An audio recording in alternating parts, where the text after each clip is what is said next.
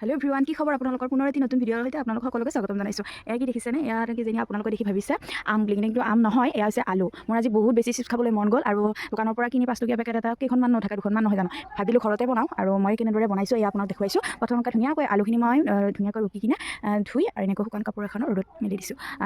20 minute 30 minute ইমান দিলেই হ'ব ৰ'দত। এতিয়া মই ৰ'দত এনেকৈ মেলি কিনে হৈ গ'ল। এতিয়া কেনেদৰে আপোনালোকক বনাওঁ আৰু কেনেদৰে প্ৰচেছটো কৰোঁ আপোনালোকক দেখুৱাম। গতিকে চাই যাওক ভিডিঅ'টো। আৰু মই ধুনীয়াকৈ এতিয়া কেৰাহীটো গৰম হ'ব দিছোঁ। এয়া মই ৰিফাইন অইল দিছোঁ আৰু এতিয়া গৰম হ'বলৈ দি আলু দিম, দুখনকৈ আমি ফ্ৰাই কৰিম। গতিকে আপোনালোকে চাই যাওক আকৌ ভিডিঅ'টো। আপোনালোকৰ ঘৰত ট্ৰাই কৰিব পাৰিব। এখন এখনকৈ দি দিছোঁ। সেই পানী দিয়া দেখিছেনে, ওলট পালটকৈ আৰু 2খনমান দিয়া দিম। আৰু এইখন দেখিছেনে অলমষ্ট হৈ গৈছে আৰু এইখন মই এতিয়া উঠাব পৰা হৈ গ'লোঁ।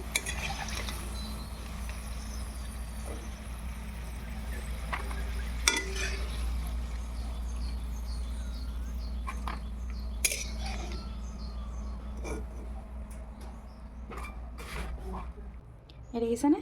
আৰু মই এনেকৈ কাগজ এখন পাৰি কিনে চিপছখিনি এতিয়া হৈ গ'ল অলমষ্ট।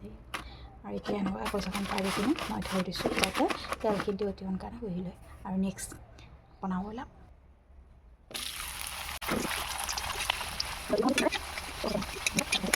আৰু এতিয়া লাষ্টত গাৰ্নিছ কৰিম মই।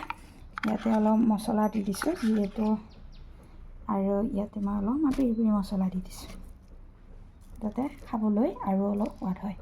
আৰু আপোনালোকে ঘৰত ট্ৰাই কৰিব। আৰু যদিও ঘৰত সৰু ল'ৰা ছোৱালী আছে, সিহঁতে দোকানৰ চিপছ খাবলৈ খুব বেছি আমনি কৰে, যিহেতু ক'লা নিমখ নাই, ইয়াতে মই অলপমান নিমখ এনেকৈ ছটিয়াই দিছোঁ যাতে খাবলৈ সোৱাদ হয়। আপোনালোকৰ ঘৰত এনেকৈ ল'ৰা ছোৱালী বনাই দিব। খুব সহজ পদ্ধতি, কম সময়ত হৈ যাব আৰু পইচাও নালাগে, নহয় জানো?